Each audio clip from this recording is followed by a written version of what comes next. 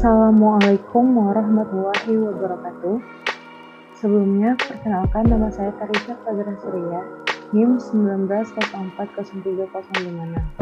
Di sini saya akan menjelaskan tentang proses permasinan.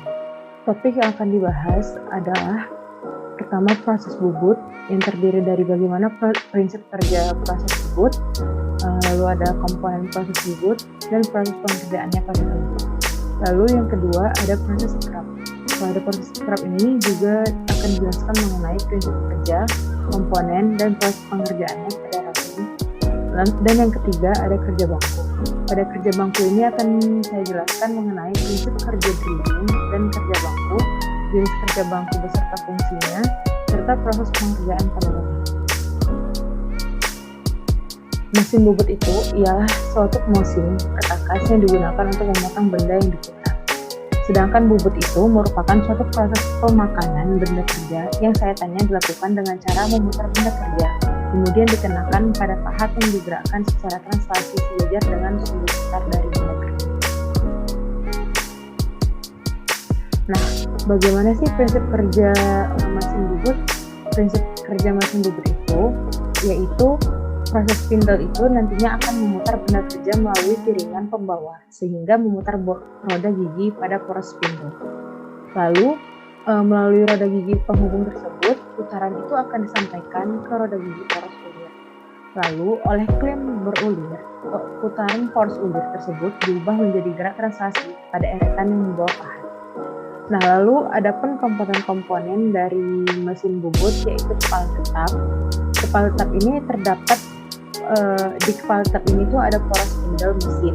Nah, fungsinya itu sebagai dudukan cekam atau cak. Lalu yang kedua ada motor penggerak. Motor penggerak ini nantinya mengubah energi listrik menjadi energi mekanik untuk digerakkan kepada semua komponen yang ada. Nah, lalu yang ketiga itu ada tuas. Tuas ini berfungsi untuk mengatur kecepatan spindle, mengatur arah pemakanan, dan mematikan mesin. Lalu ada tombol emergency stop. Tombol ini berfungsi untuk mematikan mesin bubut dalam kondisi situasi darurat. Lalu selanjutnya ada kepala pelepas. Kepala pelepas ini tuh sebagai tempat penahan mesin benda kerja yang sedang dibubut. Nah, lalu selanjutnya ada eretan. Eretan ini ada tiga, yaitu eretan alas, eretan bintang, dan eretan atas. Eretan alas ini itu berfungsi untuk menggerakkan sisi kiri dan kanan dari bahan yang mau dibuat. Sedangkan eretan bintang itu mengatur tebal dan tipisnya pahatan, dan eretan atas itu berfungsi untuk membuat tirus dengan sudut yang besar. Nah, lalu selanjutnya ada dudukan pahat. Dudukan pahat ini ada dua juga, yaitu standard tools post dan adjustable tool post. Nah, standard tools post ini mengatur ketinggian mata pahat dengan ganjalan, sedangkan adjustable tool post mengatur ketinggian mata pahat untuk perlu ganjalan. Lalu selanjutnya ada selang pulan. Selang pulan ini itu berfungsi untuk menyemprotkan cairan pada proses pembubutan yang terjadi. Nah, selang ini berfungsi untuk menstabilkan suhu alat potong ketika dirasa sudah terlampau panas. Lalu selanjutnya ada alas mesin. Alas mesin ini sebagai pertumpuan gaya pemakanan ketika proses pembubutan terjadi. Lalu selanjutnya ada poros pembawa. Poros pembawa ini ada dua, yaitu poros transportin dan poros pembawa. Lalu selanjutnya ada alat pencekam. Alat pencekam ini digunakan untuk mengikat benda keras saat akan dilakukan proses pembubutan. Nah, yang terakhir itu ada rem kaki. Rem kaki ini digunakan untuk menghentikan putaran mesin di posisi tertentu saat proses pembubutan. Nah, selanjutnya ada pengerjaan pada part ragum. Nah, di sini pada pembuatan ragum mesin ini tuh berfungsi untuk pembuatan pemutar ulir, pembuatan tutup pemutar, dan pembuatan ulir. Pertama saya akan menjelaskan tentang mesin scrap. Mesin scrap atau shaper mesin itu merupakan mesin perkakas yang digunakan untuk membentuk benda kerja dengan cara menyayat benda kerja dengan menggunakan pahat yang bergerak lurus bolak-balik. Prinsip kerjanya itu, pertama, alat pemotong titik tunggal dipasang pada tiang pahat yang terletak pada ram. Lalu mesin itu mulai secara manual yang menciptakan gerakan bolak-balik ram dengan mekanisme pengembalian. Ketika ram tersebut bergerak, alat itu menggosok benda kerja, di mana itu nanti akan menghilangkan benda yang tidak diinginkan. Gerakan juga akan memotong logam dalam pukulan logam. Sementara sapuan kembali, mesin memberikan jarak antara pahat dan benda kerja, di mana itu nanti akan memastikan tidak akan ada pemotongan dalam tikungan. Komponen-komponen pada mesin scrap ada rangka mesin.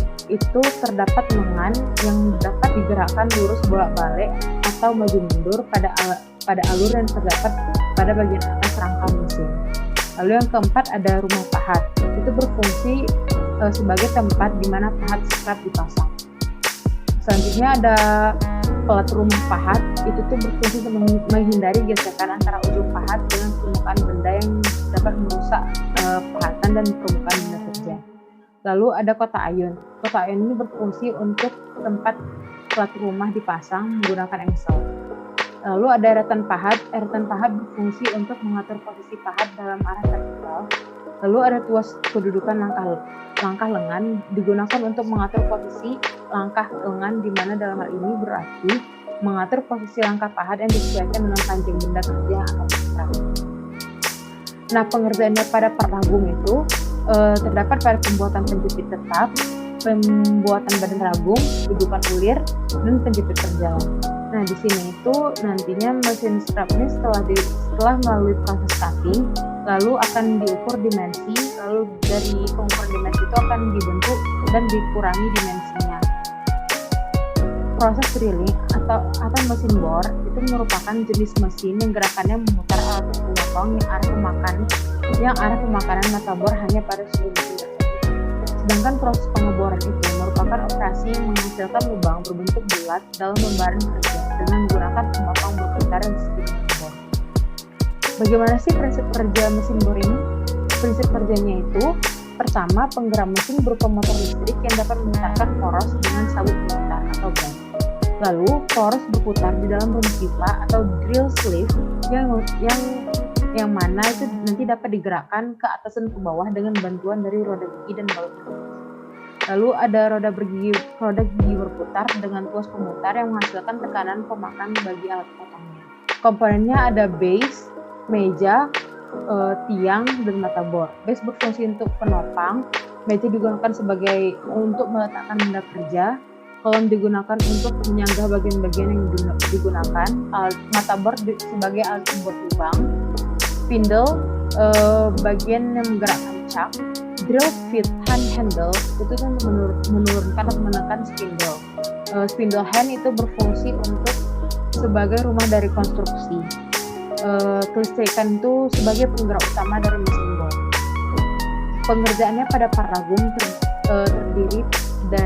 terdapat pada pembuatan penjepit tetap, papan penjepit badan ragum, dudukan ulir, tutup pemutar, ulir, papan penjepit berjalan, dan papan penjepit.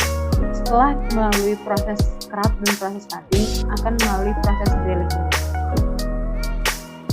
Kerja bangku merupakan pekerjaan perkakas dan tangan yang digunakan untuk melakukan pembentukan, perbaikan, dan perakitan yang sesuai dengan masing-masing fungsi peralatan tangan dengan mesin, dan semua pekerjaan dilakukan di atas meja atau workbench.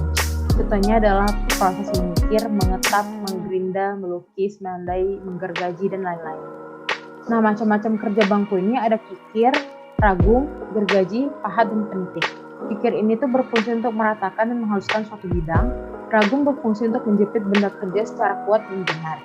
Gergaji merupakan alat kerja bangku yang digunakan untuk keperluan pemotongan. Pahat itu merupakan alat kerja bangku yang digunakan untuk membentuk benda kerja. Dan penitik merupakan alat kerja bangku yang digunakan untuk membuat satu titik pada benda kerja. Nah, pengerjaan pada parragumnya itu yang pertama ada gerinda. Gerinda ini dilakukan pada setiap proses pembuatan komponen. Nah, jadi setelah adanya proses scrap dan setelah adanya proses cutting, tahap pertama itu penghalusan permukaan baja. Sekianlah presentasi dari saya mengenai proses permesinan. Jika saya ada salah kata maupun pengucapan, saya mohon maaf. Kepada Allah saya mohon ampun. Terima kasih. Wassalamualaikum warahmatullahi wabarakatuh.